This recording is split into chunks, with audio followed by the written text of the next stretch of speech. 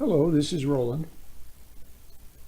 I just want to check in to talk to you today about how to really start getting better.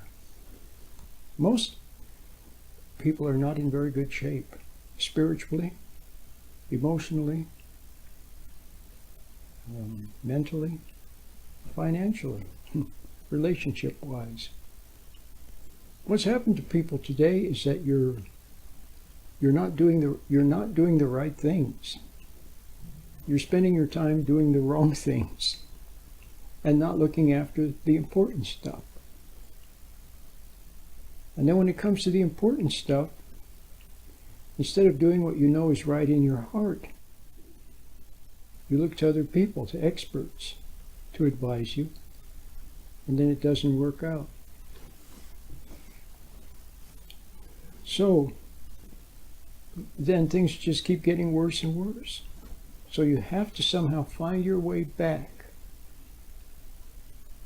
You basically have to go back and start all over again, basically. That's what you need to do, is start again. Which you can start again today. You could start again today in this second. Okay? All it takes is a solemn realization that you've been messing up somehow. And to yearn with all of your heart to find what's missing. And I know what's missing, but I'm not going to tell you right now. Let you figure it out for yourself. Or not figure it out, fine, discover it. Discover it. Life is magical. And there is a spiritual dimension to life,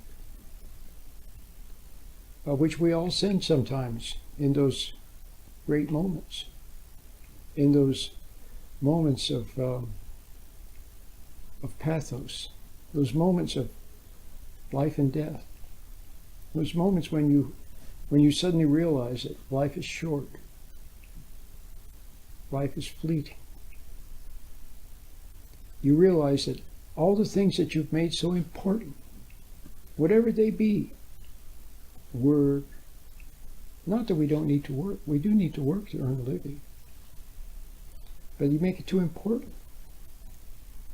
Too important, in other words, you feed your ego on it. You get a high out of it. You get trying to prove something. You're always trying to prove something to other people. Always trying to show them, prove them, get even with them, get over on them. Always trying to do something to other people. Okay? Why don't you just leave people alone? Stop trying to do something. Stop trying to impress them and make an impression on them. And just let them be. And look at your own self. See, take a good look at your own self and see that you're living a life of a fraud. See, you pretend to know things that you don't really know. You talk about things you don't really understand. And you get excited about things and waste your life energy, your money, your time on playing another man's game. Getting excited about sports and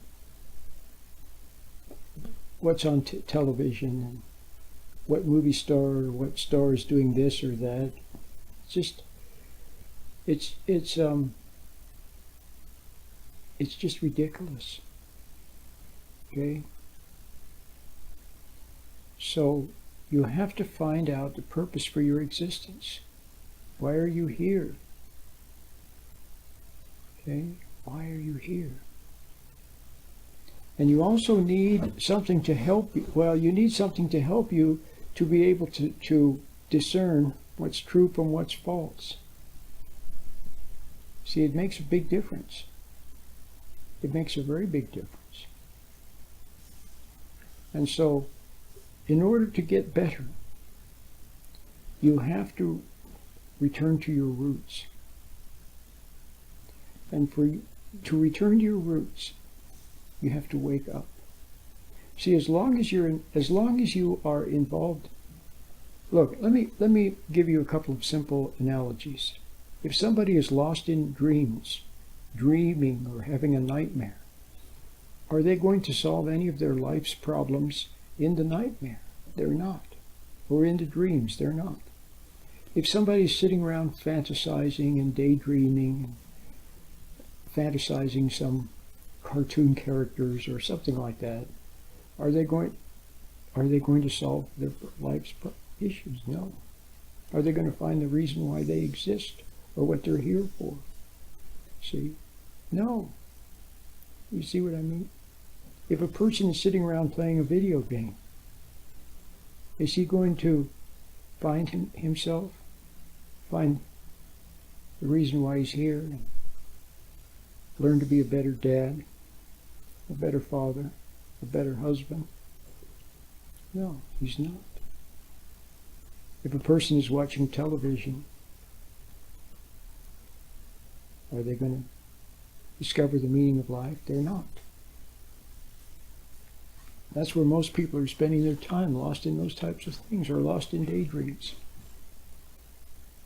So, in a sense, you could say that video games and television and music and movies, entertainment, you could say that those are a substitute for daydreams and imagination. See? So the first thing you have to look at is daydreams, imaginations, visualizations. Reliving the past, planning for the future, worrying about the future.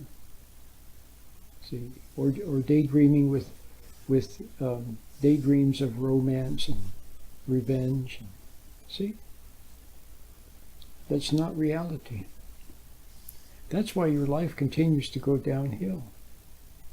And there are things in life that are very important, whether you do one thing or you don't. See? Whether you're going one way or the other way. It makes a big difference.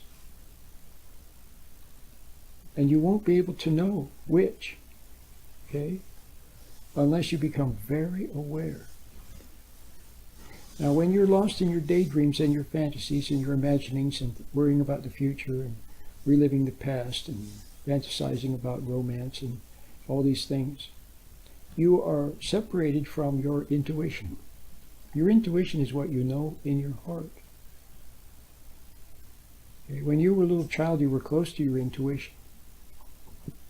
And you just wordlessly knew things. When you were a little child, if someone was being unfair, you knew, you saw it. You saw they were being unfair. No one had to teach you, you just saw it. Okay? See what I mean? So you need to get close to your intuition, then apply it to your life. But you won't be able to get close to your intuition as long as you're hiding in daydreams and imagination. Or in video games and entertainment and so on, you see? So you have to learn how to wake up and become aware. That's the most important thing you could do. Now, waking up and becoming aware, you'll only be able to do it if you want to do it, and if you're willing to admit the truth. See, if you begin to wake up and come out of your daydreams and your imagination, then you'll begin to see the truth, which to you has always seemed cold and hard. You preferred the comforting reassurance and hiding in the imagination, see? You preferred lies, everybody tell you everything's fine. So you preferred that to reality, to the truth. But sooner or later, you have to face the truth. See, better to face it now than later. Much better to face it now than later. Okay?